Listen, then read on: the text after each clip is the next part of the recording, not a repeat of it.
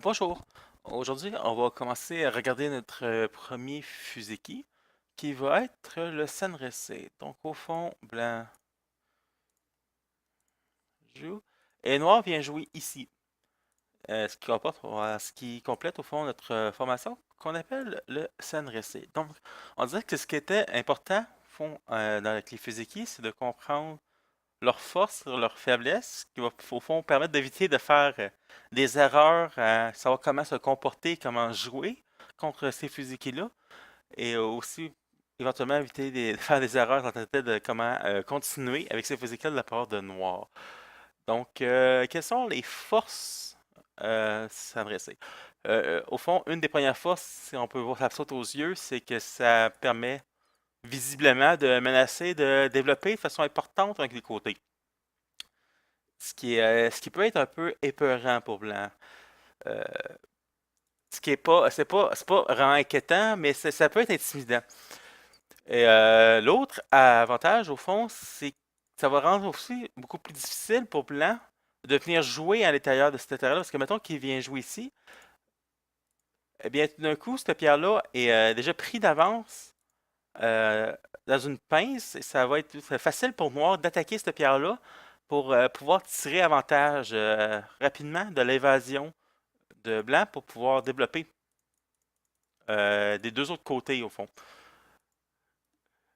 Maintenant, le désavantage, au fond, c'est que réalistiquement, le coup ici peut sembler un peu lent. Ça va être généralement plus rapide pour Noir de tout simplement venir développer de façon plus rapide en approchant un des deux coins de Blanc, par exemple. Donc, ce coup-là est un tantinet lent. Et c'est normalement ce que va exploiter Blanc pour réussir à gagner contre un adversaire qui joue à Sanressé. Donc, comment on fait pour jouer à Sanressé? Que jouer contre le Sanressé, eh bien, c'est exactement le contraire. Donc, la première chose qu'on veut éviter de faire à tout prix, c'est justement de devenir jaloux du potentiel de développement de Noir, de devenir jaloux de ça et de dire ah mon Dieu, je peux pas laisser Noir développer tout ça, ça me fait un peu peur.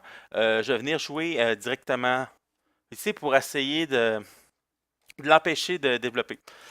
Ce qui est une erreur au fond, et Noir devrait en profiter à peu près immédiatement en venant tout simplement attacher la pierre, ce qui est une des très bonnes réponses, pour au fond rendre ces deux pierres-là lourdes. Puis ce qui se passe, c'est qu'au fond, ça va être un des Joseki assez standard pour un attachement. Et c'est un Joseki où ce que normalement qui n'est pas nécessairement bon pour noir lorsque blanc peut venir prendre une extension idéale de trois espaces par rapport à ses pierres. Mais dans un cas comme ça, d'un coup, blanc ne peut pas venir prendre une extension vraiment intéressante. Puis même s'il essaie de prendre une extension plus courte, noir peut quand même, mettons, venir l'attaquer. Puis on voit rapidement qu'au fond, ces pierres-là de blanc vont pas développer une région vraiment intéressante.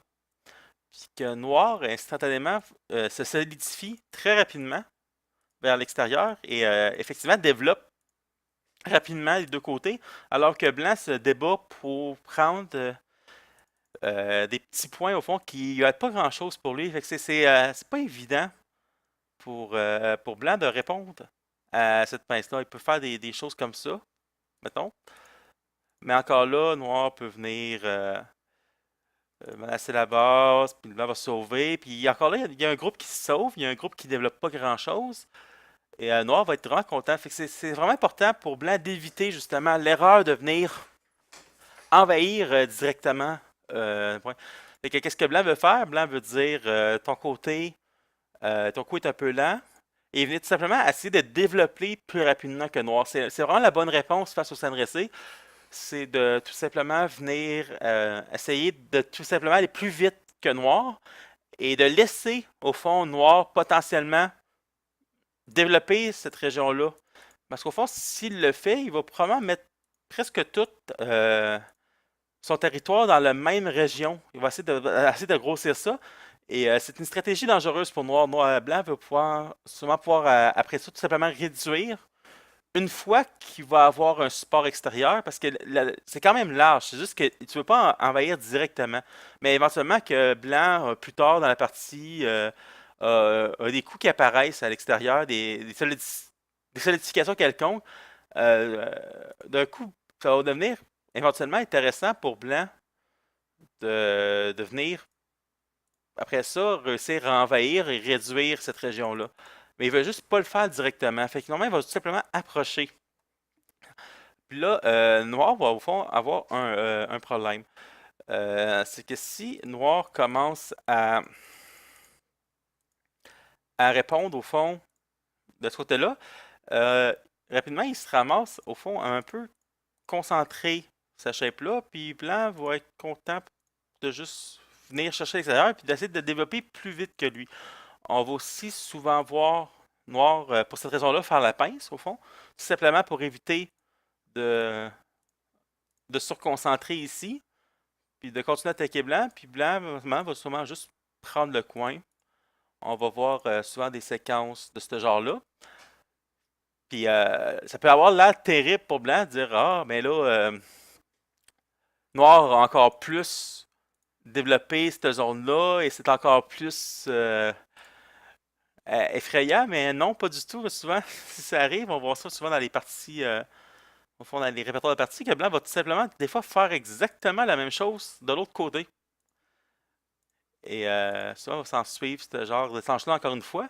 Et au fond, ce qui va se passer, c'est que si Noir fait ça, en mettant toutes ses chances de développement vers la même région au centre, une fois que Blanc, au fond, a réussi à développer, à prendre un coin, à prendre l'autre, avoir des points ici, puis avoir un développement intéressant à l'extérieur, Blanc va probablement juste être capable de venir réduire largement de l'extérieur la région de noir et réussir à avoir assez de points pour gagner la partie. Donc, c'est grossièrement l'idée générale contre le Sanressé. Donc, qu'est-ce qu'on veut faire contre le Sanressé? Noir veut tout simplement, c'est un jeu de développement. Noir veut réussir à avoir un développement global. Normalement, lorsqu'il va jouer vers l'extérieur du jeu, mettons qu'il y a Noir fait quelque chose, il se passe un échangement, puis Noir va venir, Noir va souvent va venir essayer de choisir des séquences qui permettent de développer au maximum sa région. Puis la bonne réponse de Blanc, ce qui est surtout à faire sur le c'est de pas paniquer. C'est rester calme et essayer de développer plus rapidement que Noir, au fond.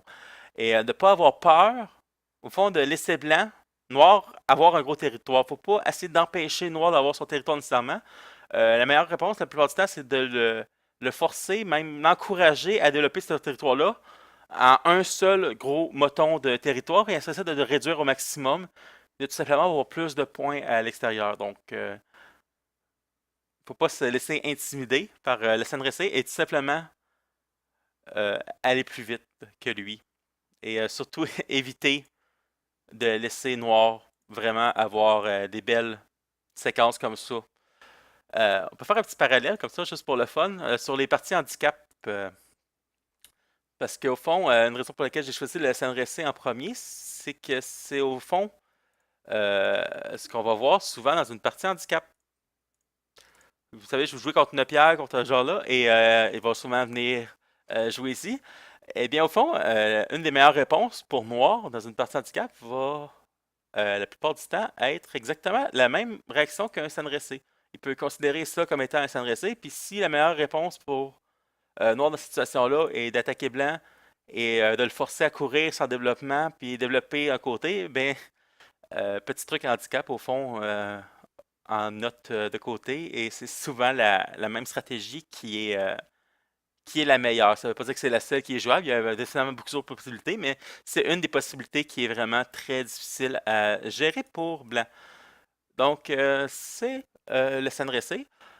En global, au fond, c'est sûr qu'on n'a pas rentré dans tous les détails, mais ça permet d'avoir des bonnes idées de comment réagir à Sanressé et comment bien le gérer. Au fond, dans la prochaine vidéo, on va parler du Fuseki chinois, qui est quand même assez intéressant à voir. Donc, merci.